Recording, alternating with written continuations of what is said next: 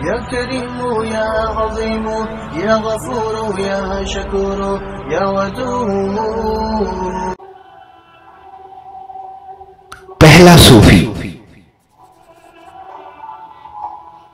دائرہ العارف اسلامیہ بذیل ماہ تصوف کے مطابق صوفی کا لفظ سب سے پہلے کب اور کس نے استعمال کیا؟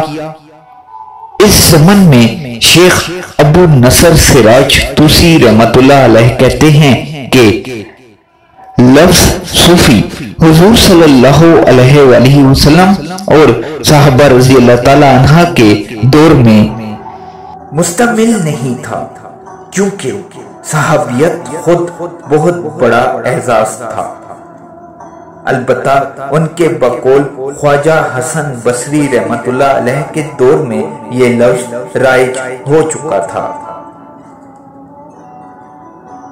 حضرت خواجہ رحمت اللہ علیہ کی اپنی روایت ہے کہ میں نے ایک صوفی کو طواف کرتے ہوئے دیکھا تو اسے کچھ دینا چاہا۔ صوفی نے یہ کہہ کر لینے سے انکار کر دیا کہ میرے پاس 4 دینار موجود ہیں جو میری ضرورت کے لیے کافی ہیں۔